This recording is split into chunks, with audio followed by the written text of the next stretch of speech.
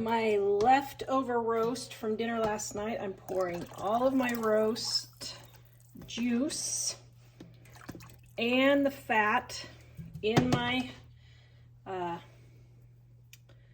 cup, or in my in my pan that I have. What am I doing? It's not even big enough. Oh my goodness. Okay.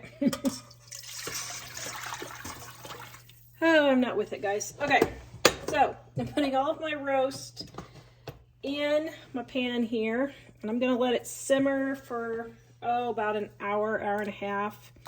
All of the spices. Now, this is the leftover roast from last night.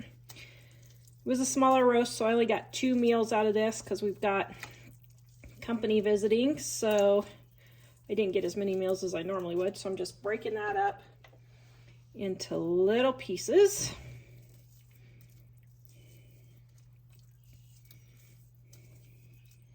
Just like so. Okay, there we go. Okay. This is Mom's Stew in our Dining on a Dime Cookbook, Volume 1. I'm adding some Worcestershire. I lost my Worcestershire lid. Some garlic powder. And onion powder. And a bay leaf. Allspice. Sugar. And a lemon packet. I love these lemon packets. And I am just going to let this simmer for about an hour.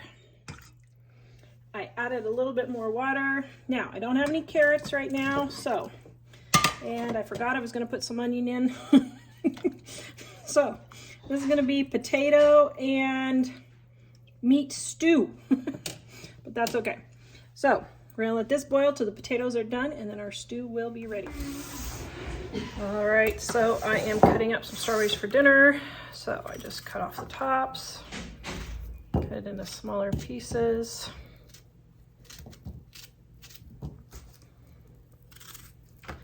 And of course, I just realized that I forgot to wash them. So what I'm gonna do is cut them all up and then rinse them.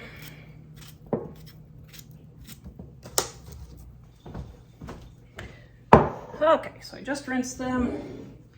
Going to add some sugar.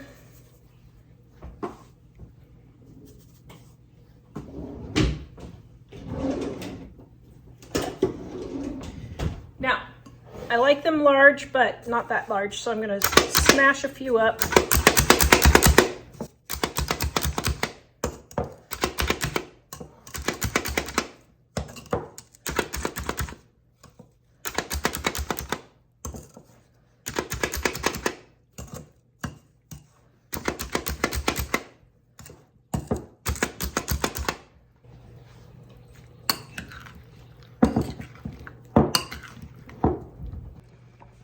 Okay, my stew is almost done.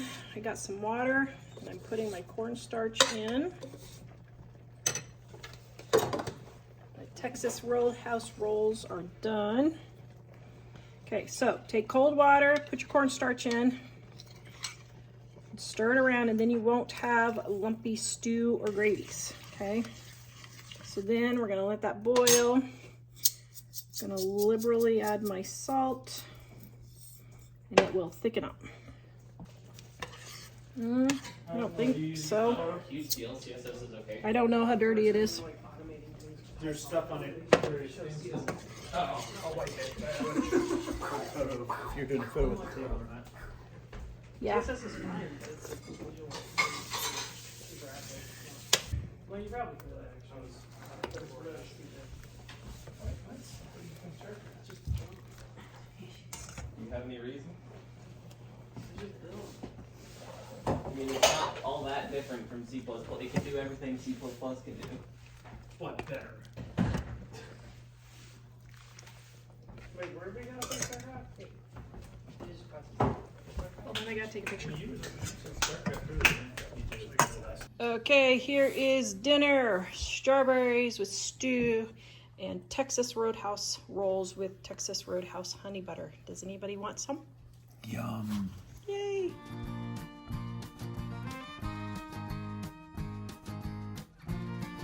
Today we are making our slow-cooked pot roast. This is the absolute perfect pot roast you will ever eat. If you have to use a knife to cut your pot roast, you are cooking it wrong, and I'm going to show you the right way to cook it today. I got this pot roast buy one get one free, so it was $3.50 a pound, $7 for this pot roast, and I will get at least 3 meals, possibly 4, depending on how many of my family members are home eating. They come and go. So let's get started. Now, this one is completely frozen. Now, this one is a beef bottom round rump roast. Now, to tell you the truth, I never, ever, ever look to see what kind it is. I just look to see if it's a roast. And if it's a chuck roast, bottom round, to me, it doesn't matter. I just cook it all the same, and it all turns out the same, okay? So now this one is straight out of my deep freeze. I'm gonna peel off the absorby thing. Now, if it doesn't come off straight away, just run it under some warm water and it'll pop right off. Then I'm going to set it in my pan. And I like to put the fat side up, that way the fat runs down into the meat. Then I take and liberally season it with my seasoned salt. Take my onion and put my onion in here. Now, this is slightly different than the recipe in our cookbook because I'm gluten-free, dairy-free. So this is the gluten-free, dairy-free edition for me. Now, normally if I can, I will put my onions on top, but that's not gonna work this time.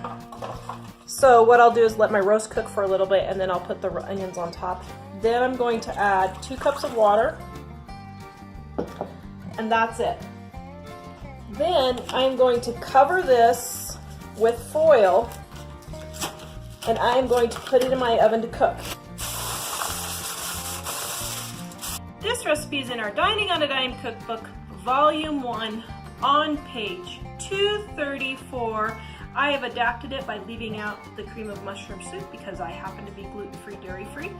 But if you like cream of mushroom soup, it makes a great gravy for your roast. You can get it at livingonadime.com right now. Okay, so let's talk about times cooking it in the oven. Now, my favorite way to do it for Sunday dinner is to put a frozen pot roast in the oven at 170 to 200 degrees and let it cook all night long. And then in the morning, baste it before going to church, and then it's ready. After you get back from church, you can serve it, and it's just delicious. Now for the weekday, what I do is if my pot roast is frozen at between 6 and 8 o'clock in the morning, I will put it in the oven for 1 to 2 hours at 350 degrees, and then I will turn it down to 170 to 200 degrees and let it cook until 5 or 6 at night. Now, on days like today, where I didn't get my completely frozen pot roast in the oven until almost 10 o'clock, I put it in the oven for 2 hours at 350 degrees, then I turned it down to 200. Then at 2 o'clock, I checked it to see if it was done. Now this pot roast was about this thick, so it was super thick in the center. So what I did was I cut it in half and put the 2 halves in the juices, and then I turn the heat back up to 350, and it should be done in time for dinner. Now, for me today, I'm having a show day, so it's gonna be an hour and a half or so earlier than I normally would, so I hope it's done in time. But this is a very forgiving recipe, so don't freak out. If your timing's not right, check it about 2 hours before you wanna serve it. And if it's not starting to shred and come apart, then just turn your heat up to 300 or 350 degrees, and that should get it cooked the rest of the way so it's nice and tender.